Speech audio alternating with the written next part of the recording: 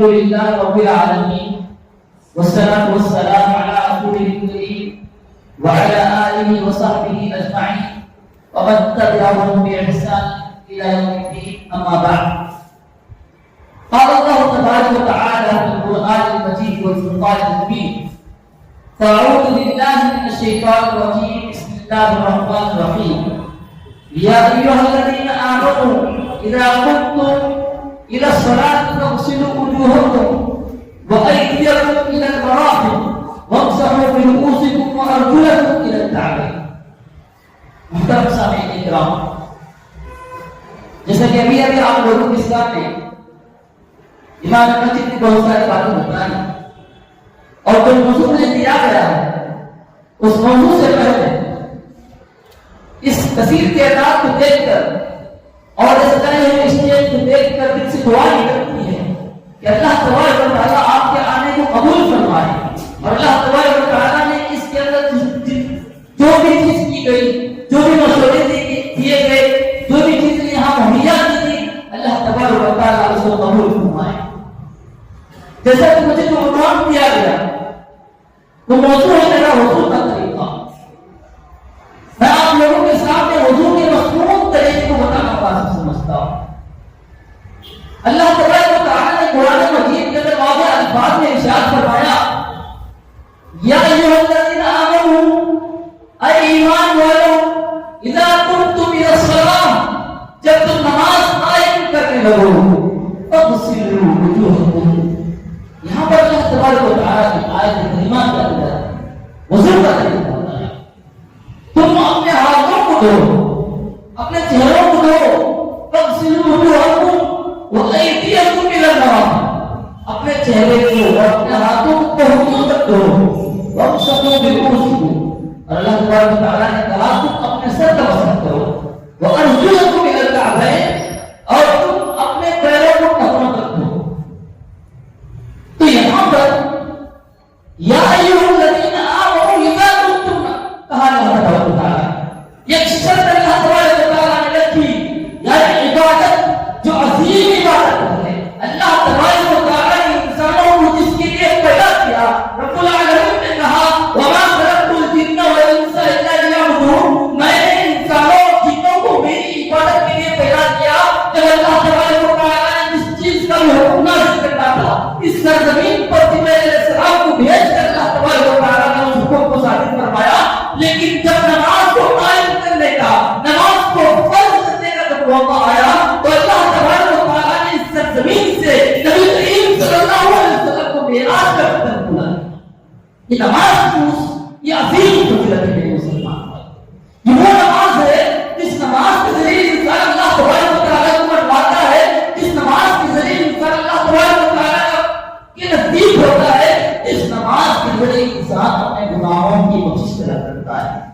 اب اس نماز کی صحت کے لیے شرط یہ ہے کہ انسان کا وضو صحیح ہونا چاہیے. وضو اگر بیکار ہو جائے، وضو اگر مصنون طریقے سے نہ کیا جائے، وضو کے احکام پر عمل نہ کیا جائے، نماز بھی بیکار. وضو جب انسان کا نہیں ہوا تو نماز بھی قبول نہیں ہوتی. نبی کریم صلی اللہ علیہ وسلم نے واضح الفاظ میں حدیث کا ارشاد فرمایا اس انسان کی نماز قبول نہیں ہوتی جو انسان بے وضو ہوتا ہے. یعنی انسان جب تک اچھے طریقے سے وضو نہیں کرتا اللہ تبارک و تعالیٰ اس کی نماز کو قبول نہیں کرتا. تو آئیے سب سے پہلے ہم وضو کی فضیلت کو دیکھتے ہیں. مصنوع وضو سے انسان کے گناہ بخش دیے جاتے ہیں. نبی کریم صلی اللہ علیہ وسلم نے ارشاد فرمایا جب آدمی اپنے ہاتھوں کو دھوتا ہے تو اللہ تبارک و تعالیٰ جیسے جیسے اس کے ہاتھوں سے خطرات زمین پر گرتے ہیں اس کے خطرات کے آخری قطرے کے ذریعے جو بھی انسان اس کے ہاتھوں سے گناہ کیا ہے اللہ تبارک و تعالیٰ اس کے گناہوں کو مٹا دیتا ہے. جب انسان اپنے چہرے کو دھوتا ہے اس کے چہرے کو دھونے کی وجہ سے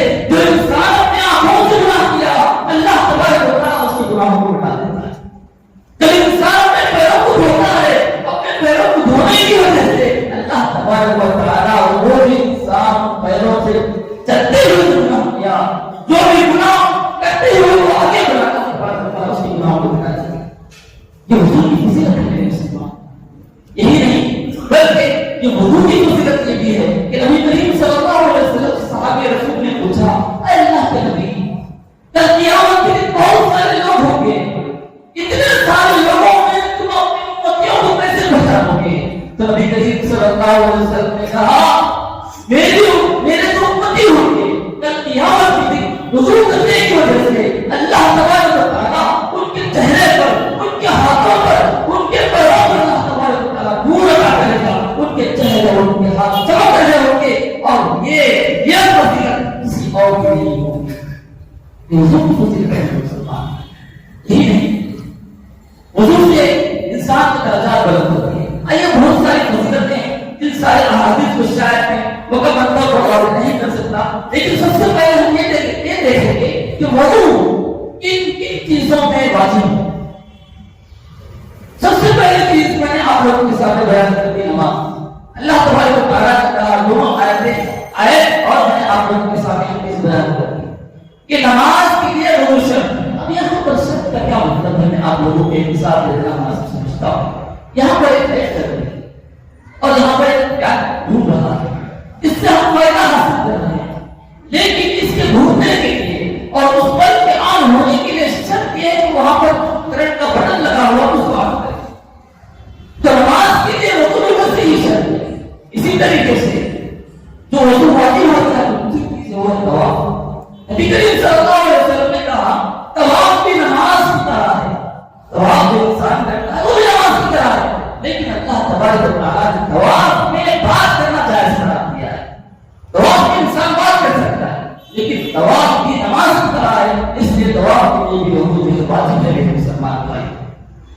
اسی طریقے سے بہت ساری چیزیں ہیں یہاں پر، لیکن آئیے سب سے اہم چیز کہ وضو کی یہ شرط کون سی چیز ہے؟ وضو کے لیے کچھ شرائط میں آپ لوگوں کے سامنے ذکر کروں گا۔ یہ وہ شروط ہے میرے مسلمان بھائیوں، اگر ان شروط میں سے کوئی ایک شرط بھی انسان کی ایک شرط بھی چھوٹ جاتی ہے تو اس کا وضو صحیح نہیں ہوتا، اس کا بات نہیں ہوتا، بیکار ہوتا ہے۔ پہلی شرط جو علماء کرام نے ذکر کی وہ ہے اسلام، دوسری شرط عقل کا ہونا۔ پاگل کے لیے شریعت کی کئی حکم سارے پاگل کے لیے اسلام پہلی شرط، دوسری شرط ہے عقل، اس کے بعد ہے ایسی عمر کا انسان کو پہنچنا جس عمر میں انسان صحیح اور غلط کا تمیز کر سکے۔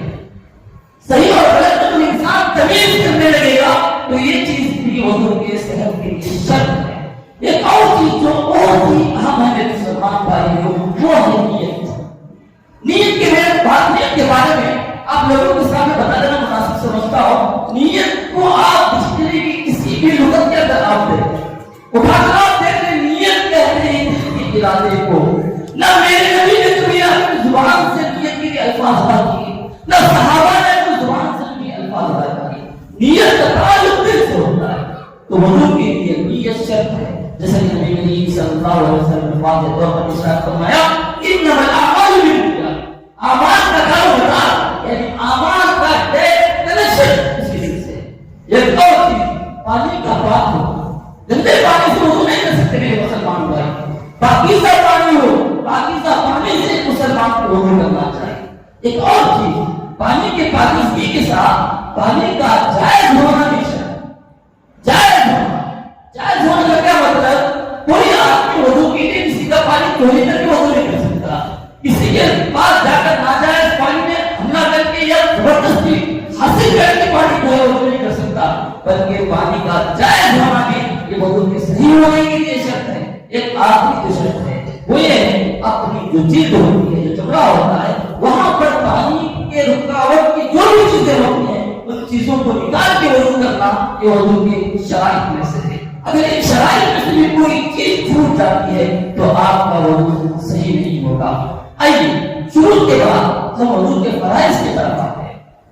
فرائض کہو یا ارکان کہو، یہ فرائض اور ارکان کے بارے میں آپ لوگوں کو بتا دوں۔ اگر اس میں سے کوئی ایک چیز بھی چھوٹتی ہے تو انسان جو وضو کرتا ہے اس کا وضو فاسد ہو جاتا ہے، بیکار ہو جاتا ہے، پھر سے اس کو وضو کرنا پڑتا ہے۔ اس کو کہتے ہیں وضو کے فرائض یا وضو کے ارکان۔ جو سب سے پہلا رکن ہے وہ ہے آیت کریمہ کو آپ یاد رکھیں، آیت کو پڑھتے جائیں وہ چیز فرض کے اندر آتی ہے۔ سب سے پہلے اللہ تبارک و تعالیٰ نے کہا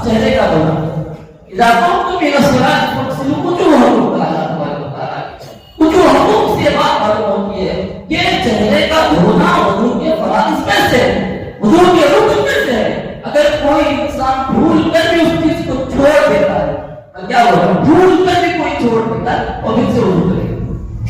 تو چہرے کا دھونا یہ وضو کے فریضے میں تو ہے مسلمان بھائی۔ اسی طریقے سے وضو کے ساتھ ساتھ یہاں پر تفصیل وضو ہم میرے اللہ تعالیٰ نے کہا ہاتھوں کو کوہنیوں میں دھونا، یہ کوہنیاں ان کے ہاتھوں کے اندر ڈالی، اس کو دھونے کو اللہ تعالیٰ نے فریضے کے اندر شامل کیا۔ اس کے بعد آپ لوگ اپنے سر کا مسح کریں گے، اور نبی کریم صلی اللہ علیہ وسلم نے واضح طور پر ارشاد فرمایا الاذنان من الراس، یہ جو کان ہے ہمارے کان یہ سر کے حصے میں سے، کان سر کے حصے میں سے ہیں، تو انسان جب مسح کرے گا مسح کرنے کے ساتھ ساتھ اپنی کانوں پر بھی مسح کرے گا۔ ایک اور چیز، جب کانوں کا مسح ہو جاتا ہے، سر کا مسح ہو جاتا ہے، آدمی کو اپنے پیروں کو ٹخنوں تک دھونا چاہیے۔ ابھی میں آپ کو طریقہ دکھاتے ہوئے انشاءاللہ بتاؤں گا کہ کہاں تک آپ کو دھلنا ہوگا۔ اس کے ساتھ ساتھ یہاں پر اسرائیل کی کلمات کے اندر غور کریں گے آپ تو پتہ چلے گا اللہ تبارک و تعالیٰ نے اعضائے غسل کو غسل کے درمیان اللہ تبارک و تعالیٰ نے مسح بلا دیا۔ تو اس سے یہ بات ہمیں معلوم ہوتی ہے کہ وضو کے جو فرائض ہیں ان فرائض کی چیز یہ بھی ہے کہ آدمی ان چیزوں کو ترتیب وار کرے۔ ترتیب جو اللہ تبارک و تعالیٰ نے قرآن مجید کے اندر بیان کی ہے اسی ترتیب کے ساتھ انسان جو ہے وضو کرے۔ اس ترتیب کے اندر آگے پیچھے کرنا ہے جائز نہیں ہے، اسی لیے اللہ تبارک و تعالیٰ نے قرآن مجید کے اندر ترتیب کے ساتھ ذکر کیا، اور نبی کریم صلی اللہ علیہ وسلم نے سارے احادیث پڑھ لو اس ترتیب سے اللہ تبارک و تعالیٰ کے بھیجے ہوئے رسول نے کبھی آگے پیچھے نہیں کیا، پوری زندگی بھر اسی ترتیب کو نبی کریم صلی اللہ علیہ وسلم نے طے کیا۔ اس کے ساتھ ساتھ وضو کے فرائض میں جو آخری چیز آتی ہے وہ یہ ہے کہ وضو جو ہم کرتے ہیں، ہاتھ دھل رہے ہیں، چہرہ دھل رہے ہیں، اس کو مسلسل کرنا ہے ہم لوگوں کو، یعنی ہاتھ دھلنے کے بعد تھوڑی دیر کے بعد چہرہ دھلنا ہے، ایسا نہیں ہونا چاہیے، مسلسل تسلسل اس کے اندر ہونا چاہیے، یعنی ایک وضو کے بعد دوسرا وضو مسلسل دھوئیں گے جبھی جا کے ہمارا وضو مکمل ہوگا۔ یہ رہے وضو کے فرائض میں مسلمان بھائی۔ ان وضو کے فرائض میں سے کوئی ایک فریضہ اگر چھوٹ جاتا ہے تو انسان کو پھر سے وضو کرنا ہے۔ آئیے اس کے بعد ہم لوگ دیکھتے ہیں کہ وضو کے کچھ مصنوع چیزیں جس کو نبی کریم صلی اللہ علیہ وسلم میں ارشاد کیا کرتے تھے، ان چیزوں کو بھی ہم لوگوں کو کرنا چاہیے۔ تو سب سے پہلی چیز آتی ہے وہ ہے مسواک کرنا۔ یہ مصنوع چیز ہے، مسواک کو وضو سے پہلے ہم لوگوں کو کرنا چاہیے۔ اسی کے ساتھ ساتھ وضو کے شروع میں دونوں ہتھیلیوں کا دھونا یہ بھی سنت مؤکدہ سے ثابت ہے۔ اس کے علاوہ چہرہ دھونے سے پہلے کلی کرنا اور ناک میں پانی ڈالنا یہ بھی جو ہے سنت سے ثابت ہے۔ کوہنی اور ہاتھوں کے اندر ہلال کرنا یہ بھی سنت سے ثابت ہے۔ اسی کے ساتھ ساتھ اپنے دائیں پہلو سے مقدم کرنا، یعنی رائٹ ہینڈ کو لیفٹ ہینڈ سے پہلے دھونا یہ سنت سے ثابت ہے۔ اس سے مصنوع طریقہ ہے میرے مسلمان بھائی۔ اس کے علاوہ وضو کے بعد دعا پڑھنا اور دعا کے بعد تحیۃ الوضو پڑھنا اس کی بڑی بڑی فضیلتیں ہیں۔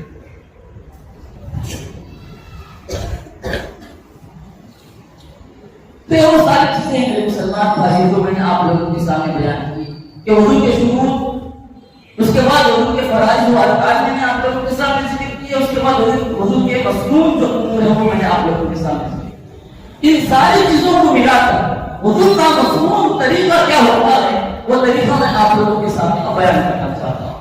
سب سے پہلے انسان نیت کرے گا۔ نیت کے بارے میں نے آپ لوگوں کو بتا دیا کہ نیت کے لیے الفاظ لا کرنے کی ضرورت ہوتی ہے، اور انسان زندگی کے اندر ہر جو عمل کرتا ہے وہ نیت کے ساتھ ہی کرتا ہے۔ اگر علماء کرام نے کہا اگر نیت کے بغیر اللہ تبارک و تعالیٰ اس عمل کو واجب قرار دیتا یہ تکلیف والا ہی کام ہے، یہ ایسی تکلیف ہے جس کو انسان کر ہی نہیں سکتا۔ انسان کا ہر عمل اس کی نیت سے جڑا ہوتا ہے۔ نیت کے کرنے کے بعد انسان سب سے پہلے بسم اللہ پڑھے گا۔ بسم اللہ پڑھنے کے بعد انسان سب سے پہلے اپنے ہاتھوں کو اپنے کڑائی یہاں تک دھوئے گا۔ یہ جو ہاتھ نظر آ رہا ہے سب سے پہلے دونوں ہاتھوں کو 3 مرتبہ انسان ہر مسلمان دھوئے گا۔ دھونے کے بعد کلی جو کرتے ہیں، کلی کرنے کا ایک مصنوع طریقہ یہ ہے کہ سب سے پہلے اپنے دہنے ہاتھ سے ہم پانی لے کے ایک کلو پانی لے کے پانی لینے کے بعد اس کو کلی بھی کریں گے، اسی کلو سے ہم لوگ اپنے ناک کے اندر پانی بھی چڑھائیں گے۔ یہاں پر ناک کے اندر جو پانی چڑھانے کا مسئلہ ہے، یہاں پر بالغ کے استنشاق کے الفاظ جو ہے جہاں تک ہو سکے سانس کھینچ کر اپنے ناک کو پار کرنے کی کوشش کرنے کی روزے دار کے لیے چھوٹ ہے. روزے دار زیادہ نہ کیجیے. اب یہاں پر اپنے ناک کے اندر پانی چلانے کے بعد پاک جو انسان کرتا ہے اپنے بائیں ہاتھ سے پاک کرے انسان. تو اس طرح 3 مرتبہ کرنے کے بعد پھر اپنے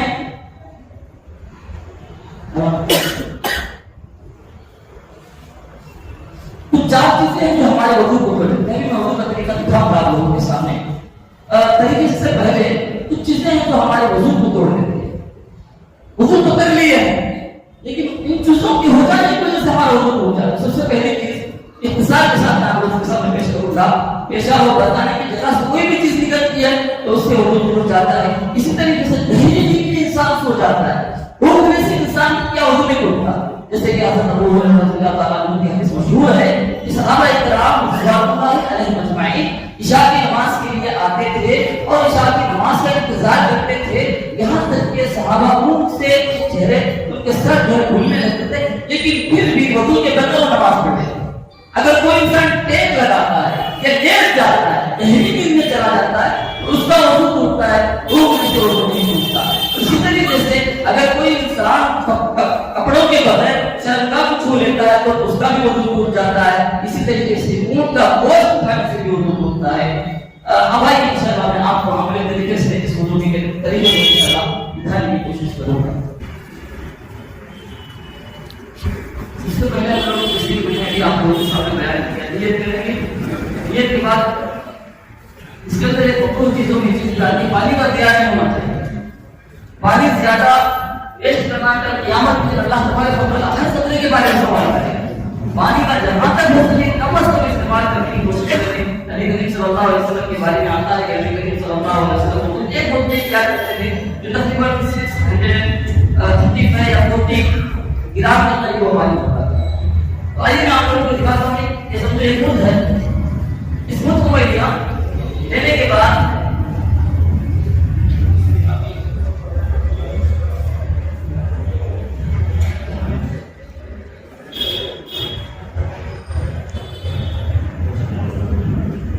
اب میں سب سے پہلے اپنے ہاتھوں کو کڑائی پر دھوؤں گا. اس طرح میں 3 مرتبہ دھوؤں گا. اور دھوتے ہو کیا کرتے کہ ہم جو دھو رہے ہیں پانی استعمال کر رہے ہیں اس میں ہم لوگوں کو رگڑنا چاہیے. رگڑ کر ہم لوگ وضو کرنے کی کوشش کریں.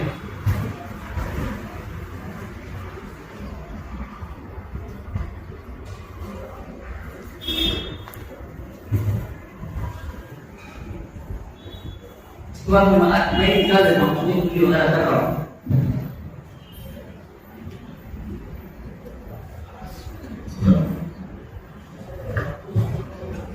دہنے ہاتھ سے ہم پانی لیں گے.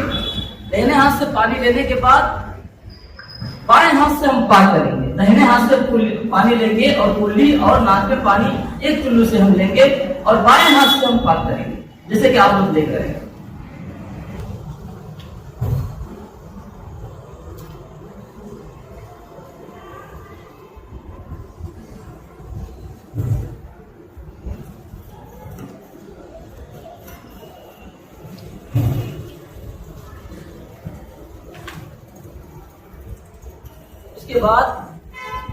اس کے بعد ہم لوگ اپنے چہرے کو دھلیں گے. چہرے کو دھلنے کے اندر چیز کو مد نظر رکھنا ہے کہ جو ہمارے سر کے بال ہے وہاں سے لے کر ٹوٹی کے آخری حصے تک اور اس کان کے حصے سے اس کان کے حصے تک ہم اپنے چہرے کو دھلیں گے.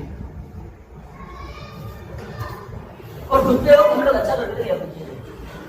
3 مرتبہ لگتے ہیں.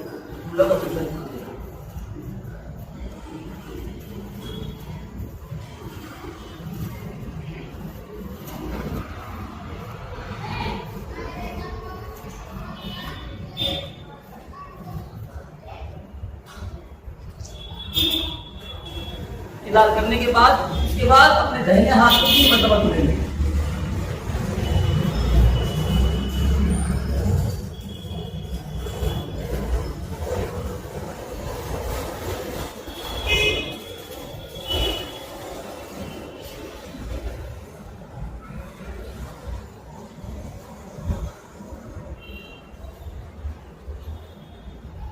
یہاں پر رگڑیں. آپ اپنے ہاتھوں کو رگڑتے رہیں تاکہ پانی اچھی طریقے طریقے سے پہنچ جائے.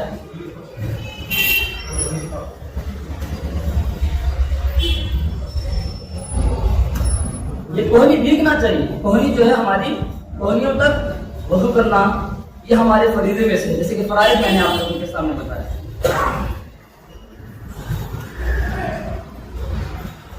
3 مرتبہ داہنا ہاتھ اور 3 مرتبہ بایاں ہاتھ دھونے کے بعد ہم لوگ سر کا جو مسح کریں گے تو اس میں یہ بات کو اپنے ذہن میں رکھنا ہوگا کہ اپنے سر کے اگلے حصے سے آخری حصے تک اپنے ہاتھ کو لے کے جائیں گے ہم لوگ، پھر ویسے ہی واپس لوٹائیں گے. اس کے بعد اپنے دونوں انگلیوں کو کان کے اندرونی حصے میں ڈالیں گے اور اس انگوٹھوں کو اپنے کان کے اوپری حصے میں، یہاں پر جو حصہ ہے کان کا اوپری حصہ، یہاں پر انگوٹھوں کو رکھیں گے اور ہم لوگ مسح کریں گے جیسے ابھی آپ لوگوں کے سامنے دکھا رہا ہوں. اور مسح کے لیے تھوڑا پانی اپنے ہاتھوں سے بھگا لیں. نیا پانی مسح کے لیے ضروری ہے، لیکن کان کے مسح کے لیے نئے پانی کی ضرورت نہیں. اس طرح ہم لوگ مسح کریں گے پورا اوپر سے، پھر واپس جہاں سے شروع کیے وہاں تک لے کے آئیں گے. اس کے بعد ان انگلیوں کو اپنے کانوں میں ڈالیں گے. اس کے بعد ان انگوٹھوں کو کان کے باہر رکھ کر اس طرح ہم لوگ یہیں مسح کریں گے. اس کو ایسے کرنے سے یہ باہر تک اندرونی حصہ پاک ہو جاتا ہے. اس کو اوپر سے ایسے کرنے سے کان کا اوپری حصہ بھی جو ہے پاک ہو جاتا ہے. اس کے بعد اپنے پیروں کو دھلیں گے ٹخنوں تک. ٹخنا کہتے ہیں اس کو، یہ جو حصہ ہے ہمارا اس حصے کو ٹخنا کہتے ہیں. یہاں تک ہم لوگوں کو دھلنا ہے. 3 مرتبہ اپنے پیروں کو دھلیں گے. دھلنے کے ساتھ ساتھ یہاں پر رگڑیں گے ہم اپنے انگلیوں کے درمیان جو حصہ ہوتا ہے وہاں پر چلا وغیرہ کریں گے تاکہ انگلی وغیرہ باہر نکل جائے. پہلے سیدھا پیر، جیسے کہ میں نے آپ لوگوں کو پہلے ہی بتا دیا کہ اس کے اندر سنن میں سے ہے کہ آپ جو ہے سیدھا پیر پہلے دھوئیں گے، سیدھا ہاتھ پہلے دھوئیں گے اور سیدھا دہنی جانب کو آپ مقدم کریں گے.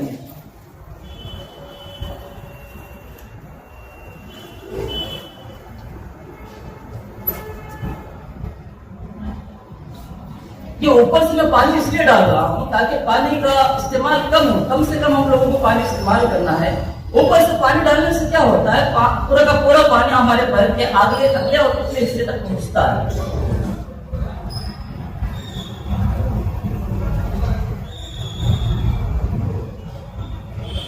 اس طرح میں نے مکمل وضو کیا آپ لوگوں کے سامنے. اب وضو کرنے کے بعد آپ دعا پڑھیں گے، اشہد ان لا الہ الا اللہ وحدہ لا شریک لہ واشہد ان محمدا.